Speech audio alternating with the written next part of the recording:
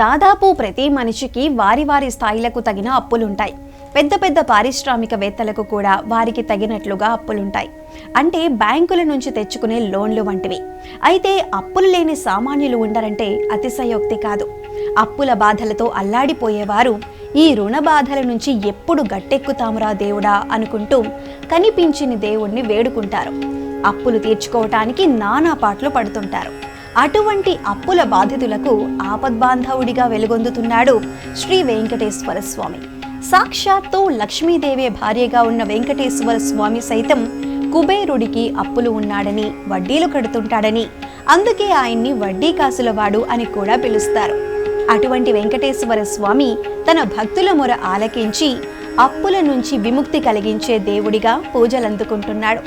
ఎన్నో పేర్లు గల స్వామి ఏ పేరును పిలిచినా పలికే వెంకన్న తన భక్తులను అప్పులను తీర్చే ఆపద్బాంధవుడిగా పూజలందుకుంటున్నాడు.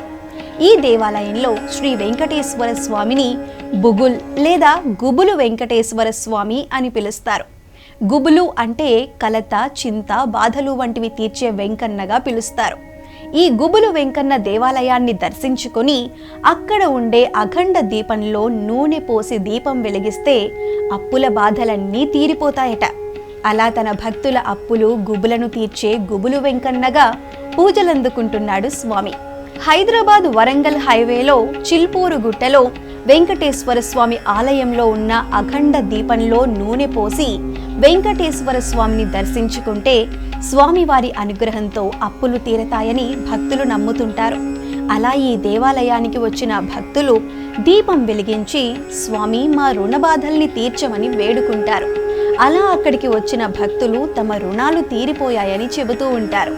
ఈ దేవాలయంలో ప్రతి శుక్రవారం స్వామివారికి అభిషేకం చేస్తారు. ఈ అభిషేకం కార్యక్రమంలో పాల్గొంటే వారికి మానసిక ప్రశాంతత కలుగుతుందని, అలాగే శనివారం నాడు స్వామివారికి నిర్వహించే ప్రత్యేక పూజా కార్యక్రమంలో పాల్గొని స్వామివారిని కన్నులారా వీక్షిస్తే సకల బాధలు తొలగిపోతాయని భక్తుల నమ్మకం. అలా భక్తులు ఈ దేవాలయానికి వచ్చి దీపం వెలిగించి మొక్కుకుంటారు. తమ రుణాలు తీరిపోతే తిరిగి వచ్చి మొక్కులు చెల్లించుకుంటారు. ఈ దేవాలయ స్థల పురాణం ప్రకారం తన వివాహం కోసం కుబేరుడి వద్ద వెంకటేశ్వర స్వామి అప్పుల బాధ నుండి బయటపడటానికి ఇక్కడకు వచ్చి తపస్సు చేసుకున్నారని కథనాలు చెబుతున్నాయి. కాబట్టి ఇక్కడకు వచ్చి స్వామివారిని దర్శనం చేసుకుంటే ఎలాంటి అప్పుల బాధలున్నా సరే ఆ బాధల నుంచి విముక్తి పొందుతారని భక్తుల నమ్మకం. కుబేరుని అప్పుని తీర్చలేక వెంకటేశ్వర స్వామివారు చింతతో, దిగులుతో చిల్పూరు గుట్టకు వచ్చారని, ఆ కొండపై ఉన్న గుహలో కుబేరుడి అప్పు తీర్చలేదని బాధపడుతూ తపస్సులో ఉండిపోయారని స్థల పురాణం చెబుతోంది. కుబేరుని అప్పు తీర్చలేక ఇక్కడకు వచ్చి తపస్సు చేశారు కాబట్టి ఈ వెంకటేశ్వర స్వామిని బుగుల్ లేదా గుబులు వెంకటేశ్వర స్వామి అని పిలుస్తారు. గుబులు అంటే చింత, దిగులు అని అర్థం. శ్రీ వెంకటేశ్వర స్వామి వారు ఈ గుట్టకు వచ్చిన గుర్తులు ఇక్కడ ఉన్నాయి. ఆ కొండ క్రింది భాగంలో స్వామివారి పాదాల గుర్తులు ఉంటాయి. స్వామివారి పాదాలు ఉన్న చోటుని పాదాల గుండు అని పిలుస్తారు. ఇక్కడే ఒక అఖండ దీపం వెలిసిందని స్థల పురాణం మనకు తెలియజేస్తోంది.